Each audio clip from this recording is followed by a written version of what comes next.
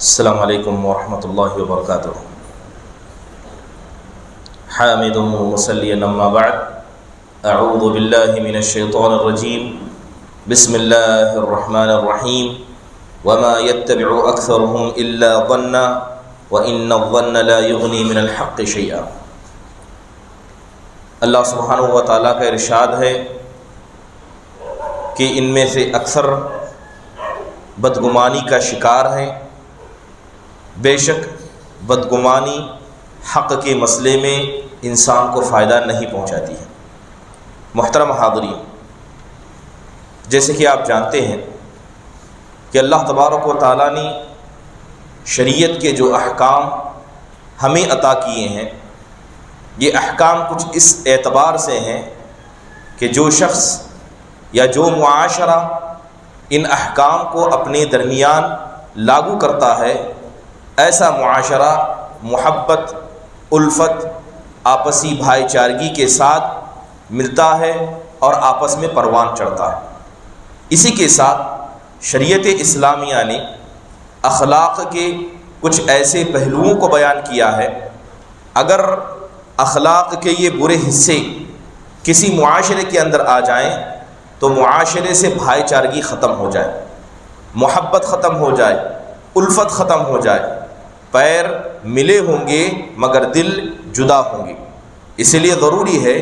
کہ اخلاق کے کچھ پہلو جسے شریعت اسلامیہ نے بڑی زور کے ساتھ اس پر عمل کرنے کی طرف ابھارا ہے، اس کو لازم پکڑنا ہر معاشرے کے لیے ضروری ہے۔ برے اخلاق میں سے ایک اخلاق جسے ہم اور آپ بدگمانی کے نام سے تعبیر کرتے ہیں۔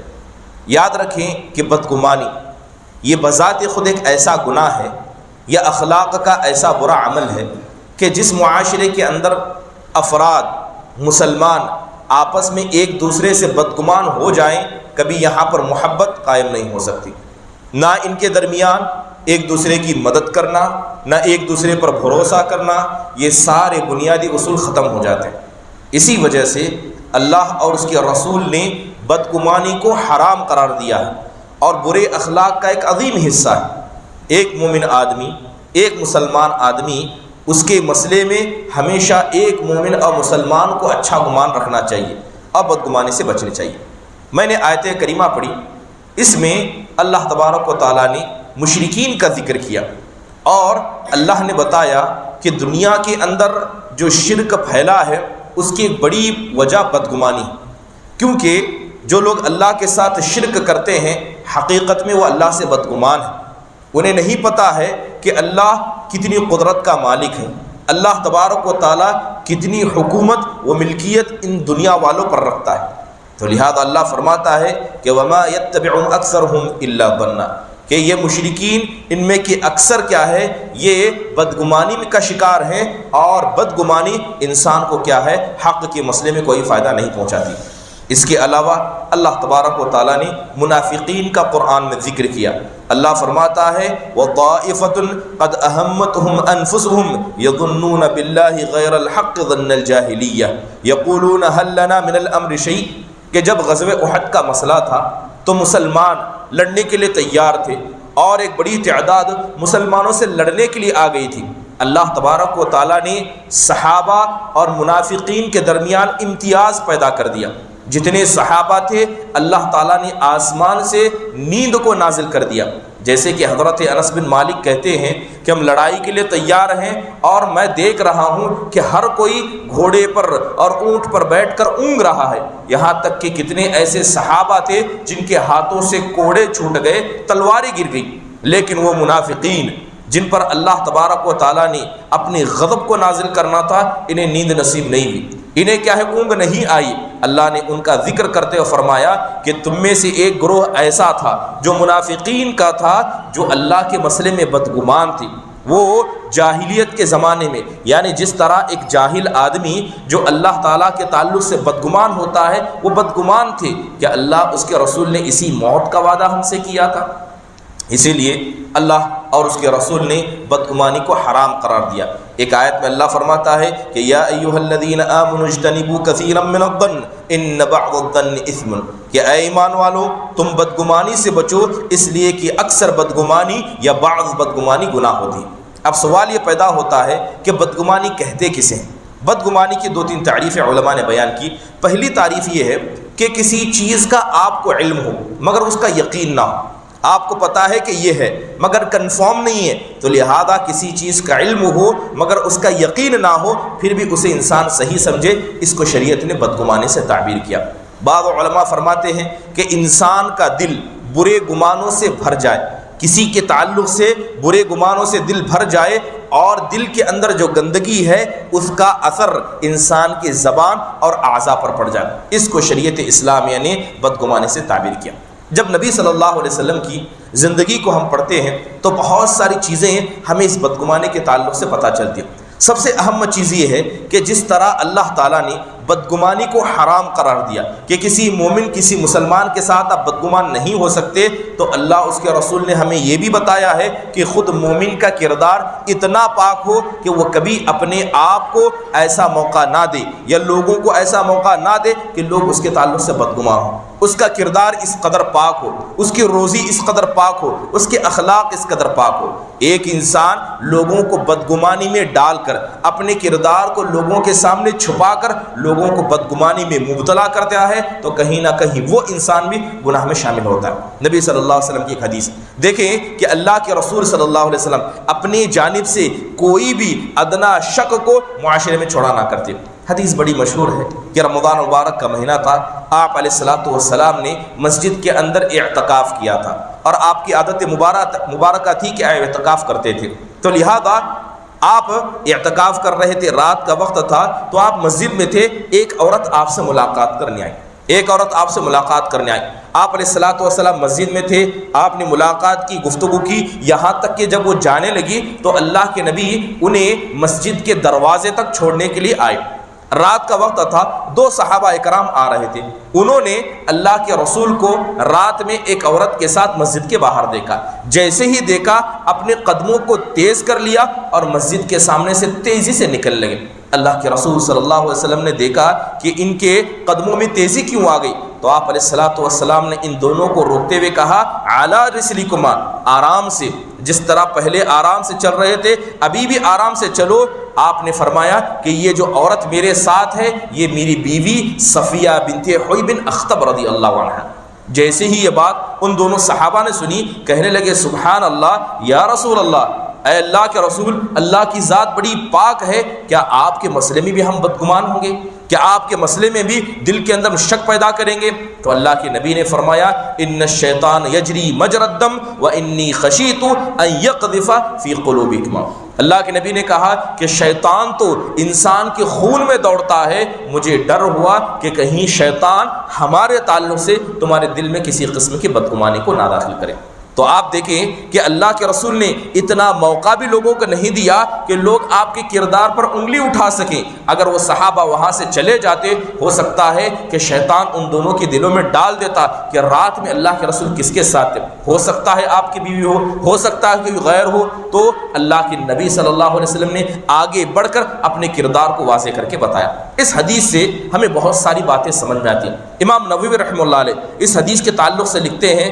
کہ سب سے اہم چیز جو اس حدیث سے ہمیں پتہ چلتی ہے کہ اللہ کے نبی صلی اللہ علیہ وسلم اپنے دل سے زیادہ صحابہ کے دل کا خیال کرتے، کہ آپ نے دیکھا کہ یہ دونوں دل کی بیماری بدگمانی میں نہ لگ جائیں تو اللہ کے نبی نے ان پر رحم کرتے ہوئے آگے سے بڑھ کر ان کے دل کو پاک و صاف کیا۔ دوسری اہم چیز، آپ صلی اللہ علیہ وسلم نے ان دونوں صحابہ کو کفر کرنے سے بچایا۔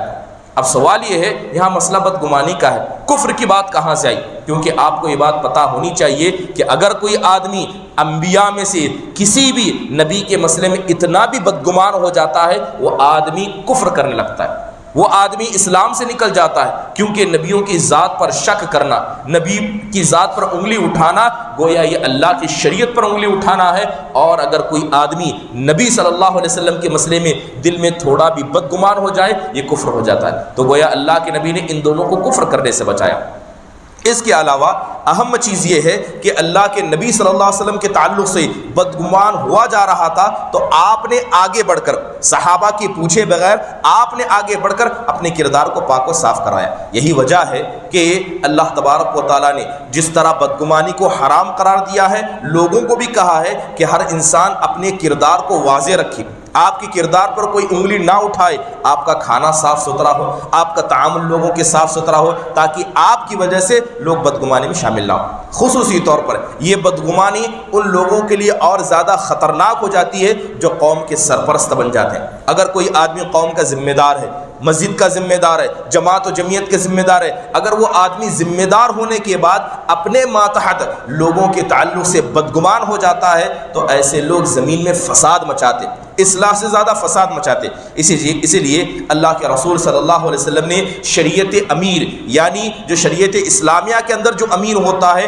اس کے تعلق سے آپ نے فرمایا ان الامیر اذا ابتغى الريبة في الناس افسدهم، کہ جب یہ قوم کا امیر، قوم کے ذمہ دار اپنی ماتحت لوگوں کے مسئلے میں بدگمان ہو جائے، ان کے بارے میں غلط تصور اپنے ذہن میں رکھ لے تو سوائے ایسے انسان فساد کے مسئلے میں کچھ نہیں ہو سکتا۔ تو لہذا بدگمانی کو اسلام نے حرام قرار دیا، یہاں تک کہ اگر کوئی آدمی اپنے کسی مسلمان بھائی کو گناہ کرتے دیکھ لے، ایک بار نہیں بار بار سمجھائے، لیکن اس کے باوجود بھی اگر وہ نہیں مانتا ہے تب بھی شریعت کیا ہے، ایسے شخص سے بدگمان ہونے کو منع کرتی ہے۔ وہ حدیث بڑی مشہور ہے، آپ نے سنی ہوگی کہ پچھلے زمانے میں بنی اسرائیل کے زمانے میں دو بھائی تھے، ایک بھائی تھا جو بڑا عبادت گزار تھا، دوسرا بھائی تھا جو عبادت میں کوتاہی کرتا تھا۔ تو بڑا بھائی اپنے بھائی کو نصیحت کرتے ہوئے کہتا تھا کہ اللہ کی عبادت کر اور جو تو گناہ میں ملوث ہے چھوڑ دے، یہاں تک کہ نصیحت کر کے تھک گیا، وہ نہیں مانا تو آخرکار وہ اپنے بھائی کے عمل سے بدگمان ہو گیا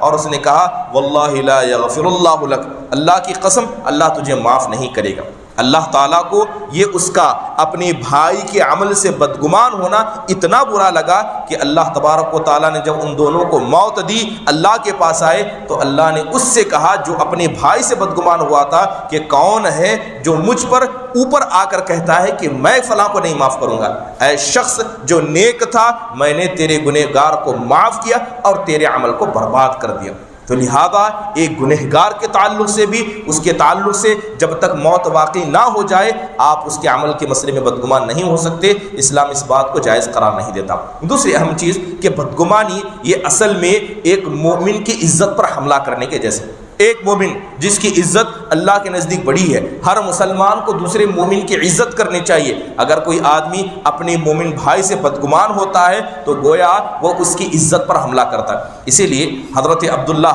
بن عباس رضی اللہ عنہ کی ایک بڑی مشہور حدیث ہے، کہتے ہیں کہ اللہ کے رسول صلی اللہ علیہ وسلم کو میں نے کعبۃ اللہ میں دیکھا، آپ طواف کر رہے تھے، بعض روایتوں میں آتا ہے کہ آپ کعبۃ اللہ میں داخل ہوئے تو آپ نے کعبۃ اللہ کو دیکھ کر کہا ما اعظمکی وما اعظم حرمتکی، اے کعبہ تو کتنا عظیم ہے، اللہ نے تیرا مقام کتنا بڑا کر رکھا ہے، کتنی لوگ تیری عزت کرتے ہیں، تجھ سے ملاقات کی کتنی امیدیں کرتے ہیں، اے کعبہ تو کتنا عظمت والا ہے اور تیری حرمت اللہ کے نزدیک کتنی بڑی ہے۔ پھر آپ فرماتے ہیں ان اللہ حرم منکی واحدہ وحرم من المؤمنین ثلاثہ، اے کعبہ تو بھی اس بات کو سن لے کہ اللہ نے تو تیرے مسئلے میں صرف ایک چیز کو حرام قرار دیا ہے مگر اللہ نے ایک مومن کے مسئلے میں تین چیزوں کو حرام قرار دیا ہے۔ گویا اللہ کے نبی کعبۃ اللہ کا اور ایک مومن کی عزت کا موازنہ کر رہے ہیں۔ اللہ کے نبی کہتے ہیں اے کعبہ اللہ نے تیرے مسئلے میں ایک چیز کو حرام قرار دیا تو ایک مومن کے تعلق سے اللہ نے تین چیزوں کو حرام قرار دیا۔ اللہ کے نبی کہتے ہیں کہ اللہ نے ایک مومن کے خون کو حرام قرار دیا،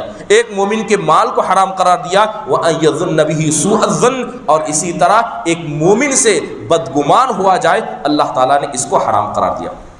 رہا بدگمانی کا مسئلہ، بدگمانی تین قسم کی ہوتی ہے، ایک بدگمانی جو حرام ہے جس کا کرنا بالکل جائز نہیں، دوسری بدگمانی جو جائز ہے، اور بسا اوقات تیسری بدگمانی یہ مستحب کے شکل میں آتی ہے۔ اب رہا وہ بدگمانی جسے اسلام حرام قرار دیتا ہے، اس میں سب سے اہم چیز آتی ہے کہ کوئی انسان اپنے رب سے بدگمان ہو جائے، اپنے خالق سے بدگمان ہو جائے کہ اللہ ہماری دعاؤں کو نہیں سنتا ہے، اللہ تعالیٰ ہمیں نہیں دیتا ہے، اللہ تبارک و تعالیٰ ہمیں محروم کرتا ہے۔ اللہ سے بدگمان ہونا، رسول سے بدگمان ہونا، اسی طرح پاک باز مومنوں سے بدگمان ہونا، اسی اللہ تبارک و تعالیٰ نے کیا ہے حرام قرار دیا۔ دوسری بدگمانی جو جائز ہے، بدگمان انسان ہو سکتا ہے، یہ اس انسان سے جو گناہ کرنے کا عادی بنتا ہے۔ معاشرے میں پتہ ہے کہ یہ سود خور ہے، معاشرہ جانتا ہے کہ یہ بیڑی سگریٹ پیتا ہے اور اس کا گناہ لوگوں کے سامنے واضح ہے، تو اسلام ایک شرط کی بنیاد پر اس سے بدگمان ہونے کی اجازت دیتا ہے۔ اگر کوئی آدمی ہمیشہ گناہ کرتا ہے،